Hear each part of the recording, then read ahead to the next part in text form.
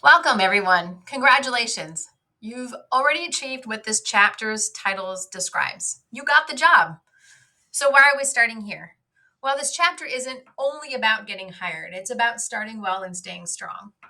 You're part of a professional community where reliability, teamwork, and compassion are every bit as important as technical skill.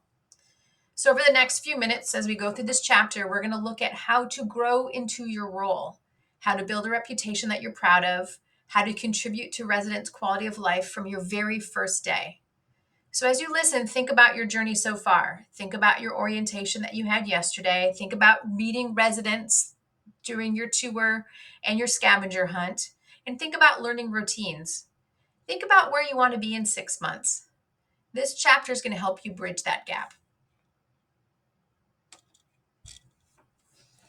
So even after you're hired, your employer is still watching. This isn't a good way. It is, truly. They're noticing how you show up. They're noticing how you handle challenges, and they're noticing whether they can count on you day after day. Reliability, teamwork, and respect top the list of what employers are counting on you for.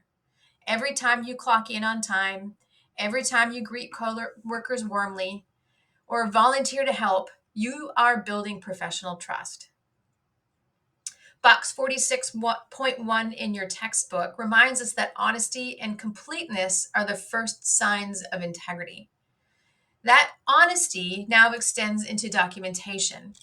It's charting what you see, it's reporting concerns quickly, and it's admitting when you're unsure. It's okay to admit that you're unsure. Seek for help when you don't know. Fake it till you make it doesn't work. It gets others in trouble and it gets you in trouble. Think of reliability as your daily resume. Don't rewrite it, you live it. Your attitude? Your attitude is contagious. A cooperative tone changes the unit's energy. So here's your hidden ticket to class. Write that on that piece of paper that says ticket to class. This first one, I'm giving you the question on your ticket to class. In the future, your question's not going to be written down for you, so you're going to have to pay really careful attention. So today's ticket to class for chapter 46 are: what 3 traits do employers value most in CNAs, and how can you show each during your interview, and how can you show each in every day that you're working? We're taking this a little bit further than what's written. Write that down. You're going to bring it to class and we're going to discuss it further. So employers can teach skills, but they can't teach character. Your actions fill that space between hired and valued. This is up to you. So come to work every day looking for fulfilling that valued piece.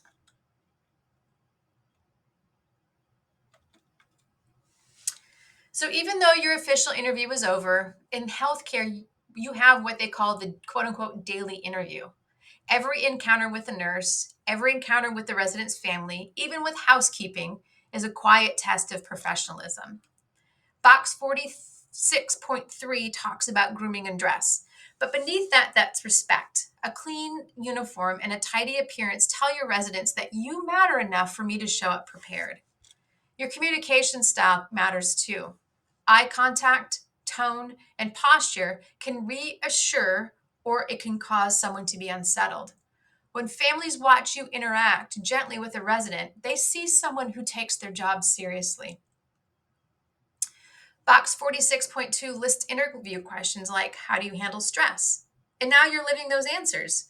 When the unit gets busy or a resident refuses care, your calm response to your real world answer is at play. Remember, first impressions never end. Each shift is another opportunity to say, through your actions, you can trust me with the people that you love.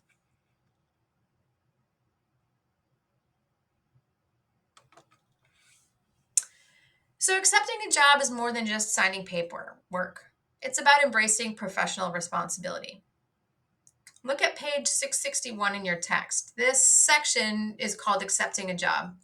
This lists what to clarify. So you're going to want to clarify your schedule, who your supervisor is, and also job expectations.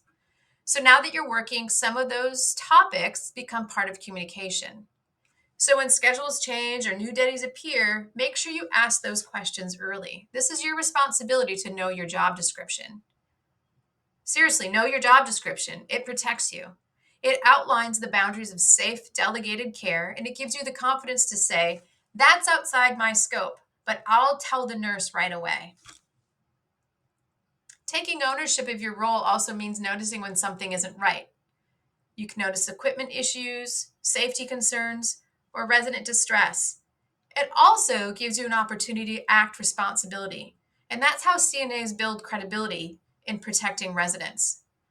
So owning your role turns a job into a profession. Working as a CNA isn't just a job. It is a profession. Be a professional proudly. So you're in orientation now, and this is the safest time to be curious. Ask questions, take notes, and watch everything. At Foundation Health Partners, you may be paired with a preceptor, an experienced CNA, or a nurse who models workflow and communication. They're not grading you, they're guiding you. So notice how they prioritize residents, how they speak to nurses, and how they chart efficiently. If something doesn't click, say so. If you don't understand it, now is the time to pipe up. Actually, always is the time to pipe up. Particularly now, you're learning things for the first time. Pipe up, ask questions. As the text explains, requesting more guidance is professional accountability. It's not a weakness. We're not going to look at it that way. So please ask questions. Everyone has started exactly where you are. So during this phase, you're also learning the culture of Foundation Health Partners. You're learning how people problem solve, how they celebrate wins, and how they treat one another. So pay attention to that. Culture is what makes a workplace feel either heavy or hopeful. We're working together to make this place feel hopeful.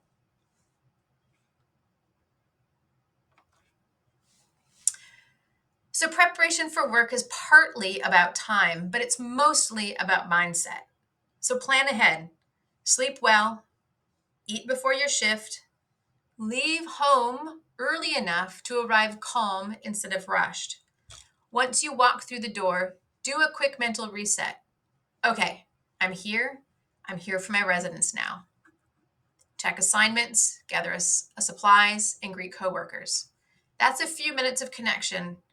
Those few minutes can save hours of confusion later. Keep distractions away. Keep phones away. Keep personal drama away. Keep side conversations to a minimum. Residents truly can sense when your attention drifts. If stress creeps in, try small grounding rituals. Take one small breath before you enter each room. Truly, this works. I myself have done it. You're going to protect your calm, and your calm is contagious. Your residents will feel it. Being ready for work isn't just about being on time. It's about being present.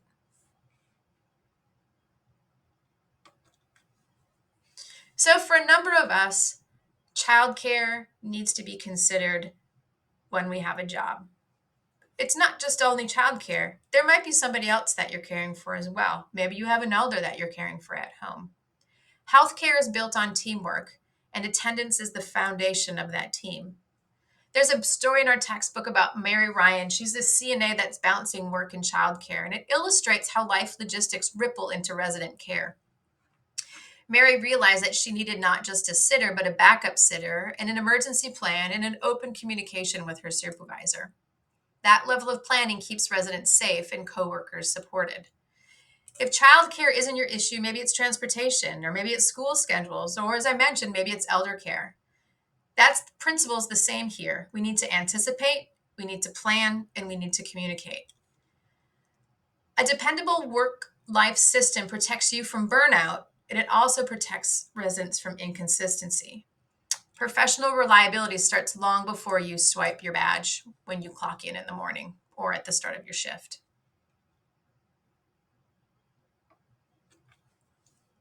No one wants to talk about leaving a job when they've just begun, but understanding this now helps you avoid problems later. Box 46.4 lists common reasons for job loss. These are absences, poor attitude, gossip, or neglecting duties. These aren't just rules. These exist to safeguard residents and team trust. So if an issue arises, address them early. Supervisors appreciate transparency far more than they like to be surprised. Trust me. Say, I'm struggling with time management. Can you help me prioritize? That humility shows growth. It doesn't show failure. And if someday you do move on, exit professionally. Please give notice, offer to help with the transition, and give thanks to your team. Healthcare is a very small world, and your reputation will travel faster than you do. 100%. I'm going to say that again. Healthcare is a small world. Your reputation will travel faster than you do. One mentor told me your professional isn't proven by what happens when things go right. It's proven how you behave when things go wrong. So that mindset turns challenges into career capital. So let's close where all caregiving begins, with quality of life. For you, employment brings stability, purpose, and belonging. For your residents, your reliability brings security and dignity. So when you show up consistently and you treat each resident as an individual, you're transforming tasks into care. So think about what your text says here. Employment isn't just an income. It's a way to contribute meaningfully to others' well-being. Your kindness in small moments, a smile, a gentle word, a respectful silence, can change how someone experiences their entire day. That's powerful. So remember, long-term care thrives on relationships. Residents may not recall your name, but they'll remember how safe and valued they felt in your presence. So now we're going to end with a short reflection. Now that you're already employed, list 2 ways a CNA can make a strong first impression during orientation and explain how each supports resident care and team trust. Write a few sentences in your journal so we can share during our debrief session as a group. Every shift you work is another line in your professional story. Chapter 46 may be titled Getting a Job, but for you, it's really about becoming the kind of CNA whose care makes life better. This is better for your residents, it's better for coworkers, and it's even better for yourself. Thanks.